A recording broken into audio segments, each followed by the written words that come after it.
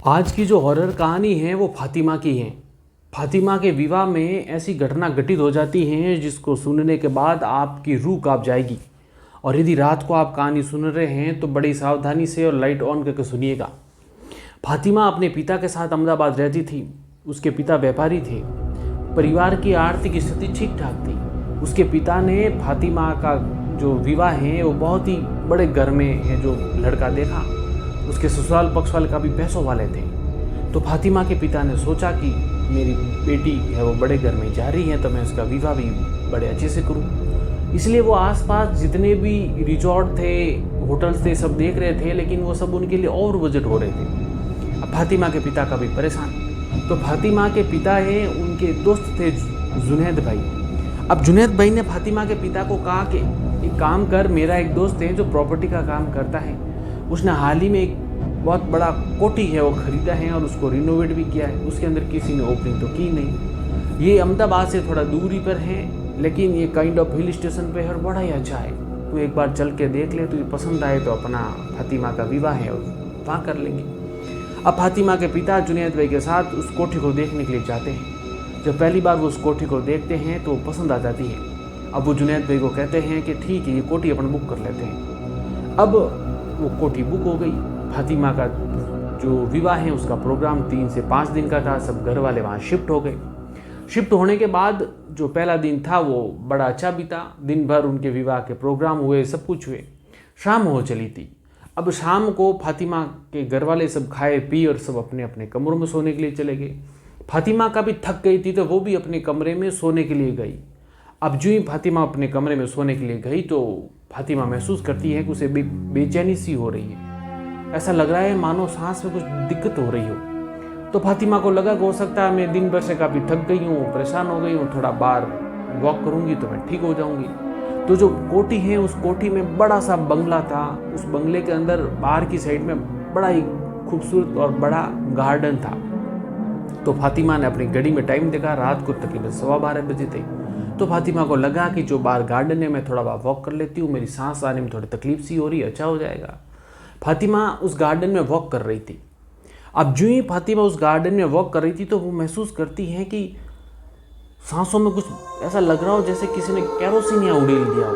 फातिमा परेशान हो गई कि भला इस कोठी में कैरोसिन की बदबू कहाँ से आ सकती है। फिर फातिमा को याद आता है कि इतने सारे मेहमान हैं, खाना बनाने वाले हैं, तो कैरोसिन की हो सकता है किसी ने व्यवस्था की हो और हो सकता है कैरोसिन की गलती से गिर गया हो, कहीं कोई हादसा ना हो जाए।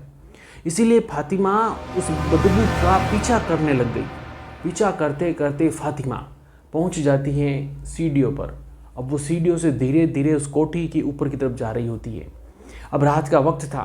अब जो ही वो कोठी की छत पर जाती है तो देखती है उस कोठी पर सामने की तरफ एक कमरा है जिसका दरवाज़ा खुला हुआ है। फातिमा को लगता है कि हो सकता है उस कमरे में कोई कैरोसिन हो और खुला रह गया हो।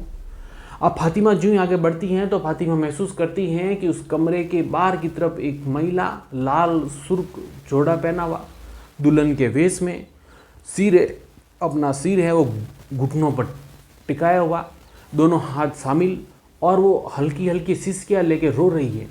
फातिमा परेशान हो गई कि भला ये कौन सा मेहमान है जो मेरे यहाँ आया हुआ, मैं जानती तक नहीं है, और वो लाल जोड़े बैठी हुई। अब फातिमा धीरे धीरे उनकी तरफ बढ़ रही है और आवाज़ लगाने की कोशिश कर रही है कि कौन हो आप, यहाँ आप रात को क्यों बैठे और ऐसे सिसकियाँ क्यों ले रहे हो, क्या हो गया आपके साथ। अब जो फातिमा आगे बढ़ रही थी त्यों वो कैरोसिन की बदबू है और ज़ोर ज़ोर से आने लगी। फातिमा जो इस महिला के पास जाती है और उन्हें हाथ लगा के स्पर्श करने की कोशिश करती है, वो महिला उठ के खड़ी हो जाती है और फातिमा है ऐसा लगा मानो उसके प्राण ही निकल जाएंगे। वो देखती है वो महिला जल रही है पूरी। उसके गाल से स्किन जली हुई टपक रही है, हाथ से स्किन जली हुई टपक रही है और उसके अंदर से जलने की इतनी जबरदस्त बदबू आ रही है। फातिमा बर्दाश्त नहीं कर पा रही। वो महिला जोर जोर से रोना शुरू कर देती है और फातिमा को कहती है कि मुझे बचा लो, ये जलन मुझसे बर्दाश्त नहीं होती, मुझे बचा लो। फातिमा को कुछ भी समझ नहीं आता था। फातिमा पीछे मुड़ी और जितने तेज से दौड़ सकती थी उतने तेज से दौड़ी और दौड़ करके वो चीखने चिल्ला के सीढ़ियों से नीचे उतरने की कोशिश करती है। अब जब फातिमा सीढ़ियों से नीचे उतर रही होती है उसी वक्त उसका पाँव है वो लड़खड़ा जाता है और फातिमा नीचे गिर जाती है। जो ही फातिमा नीचे गिरती है उसके जो गिरने की आवाज़ है कोठी में सबको सुनाई देती है। तो जितने भी घर के सदस्य थे वो दौड़ करके बाहर आते हैं तो देखते हैं फातिमा बेसुध सी सीढ़ियों के नीचे गिरी हुई, उसका सर फटा हुआ, खून आ रहा है, हाथ पांव जख्मी हो चुके थे। घर वाले घबरा जाते हैं कि अचानक से हो कैसा गया, और वो रात का वक्त, घर वाले उसे हॉस्पिटल लेके जाते हैं। फातिमा केवल इतना ही कहती है कि मुझे बचा लो, मुझे बचा लो, ये जलन मुझसे बर्दाश्त नहीं होती, मुझे बचा लो। फातिमा की माँ समझ नहीं पाती कि उसे जलन कैसे बर्दाश्त नहीं हो रही, कहाँ से बर्दाश्त नहीं हो रही है। पर खैर वो रात जैसे तैसे बीतती है। सवेरे वो जो कोठी जिसने खरीदी, उसका एक दोस्त वह आता है और हॉस्पिटल में सब बैठे बातें कर रहा है। अब वो दोस्त तो बातों बातों में ऐसे ही एक नॉर्मली बात करता है कि पता है आपको, ये जो कोठी है पिछले 50-60 साल से बंद थी, मेरा जो मित्र है अभी उसने 5-6 महीने पहले खरीदी है, इसको रिनोवेट किया है, और आप कितने भाग्यशाली के पहला है जो विवाह के लिए आप ही ने बुक किया। फातिमा की माँ उस आदमी से पूछ लेती है कि भाई साहब इतने सालों से कोठी बंद क्यों थी। तब वो है जो वो कहानी बताता है, तब सबकी रूहें कांप जाती है। वो बताता है कि ये कोठी दरअसल एक पंजाबी परिवार की थी, और पहले यहाँ एक पंजाबी परिवार रहा करता था। उनकी एक बेटी थी, उसको इश्क हो जाता है।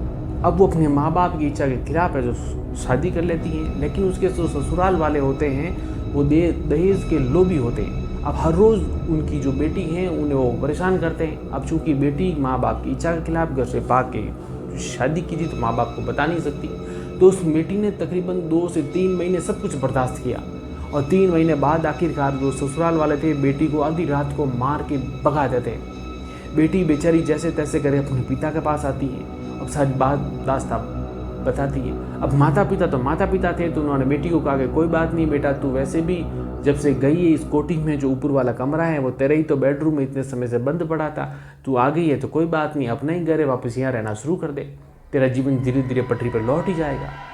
अब वो बेटी उस कोठी के ऊपर वाले कमरे में वापस अपने बेडरूम में थोड़े दिन तो रहती है, लेकिन एक दिन रहस्यमय तरीके से अपने ऊपर कहीं से पता नहीं कैरोसिन लाती है और कैरोसिन गिराती है और आग लगा देती है। अब जब आग लगती है तो बेटी को रोती है, चीखती है, चिल्लाती है, और वो बेटी कहती है कि मैं बहुत जल रही हूँ, ये जलन मुझसे बर्दाश्त नहीं होती, मुझे बचा लो, लेकिन माँ बाप उसे बचा नहीं पाते। वो बेटी मर जाती है। मरने के बाद इस कोठी में लगातार हर रात को ये आवाज़ें आती थी, माँ मुझे बचा लो, ये जलन मुझसे बर्दाश्त नहीं होती, माँ मुझे बचा लो। जोर जोर से इस कोठी के दरवाजे वो बेटी है वो पीट रही होती है। उस पूरी कोठी में केरोसिन की खूब सारी बदबू आना शुरू हो जाती है। इतनी बदबू आती है कि घर वाले स्वयं परेशान हो जाते हैं कि इस कोठी में रहना कैसे। तो फाइनली वो तय करते हैं कि कोठी हम हमेशा के लिए छोड़ देंगे। पिछले 60 सालों से कोठी बंद थी और अभी इन्होंने कोठी खरीदी। अब फातिमा की माँ पूछती है कि क्या आपने ये बोला कि मुझे बचा लो, मेरा शरीर जल रहा है, मुझसे बर्दाश्त नहीं होता। उसने कहा हाँ, तो कहा कल रात को फातिमा यही तो बोल रही थी। अब सबकी रूहें कांपने लगी कि क्या हो गया। बट खैर जैसे तैसे वो फातिमा का विवाह है वो पूरा हुआ, और उसके बाद फातिमा लंबे समय तक इस हादसे को भुला नहीं पाई और मानसिक रूप से परेशान भी रही। तो ये जो एक्सपीरियंस है, जो हादसा है, जो कहानी है, वो फातिमा की है। अगर आपकी ज़िंदगी में ऐसा कोई हॉरर एक्सपीरियंस हुआ हो तो कमेंट में ज़रूर बताइएगा। आप हमें मेल लिख के बताना चाहते हो तो जो मेल आईडी दे रखी है उस पर आप अपनी कहानी ज़रूर भेजिएगा, हम आपकी कहानी भी दुनिया के सामने लाएंगे। जाने से पहले दरख्वास्त है, चैनल को सब्सक्राइब जरूर करें, लाइक जरूर करें, कमेंट जरूर करें। मिलते हैं इसी तरह की नई हॉरर कहानी में, तब तक अपना ख्याल रखिएगा। शुक्रिया।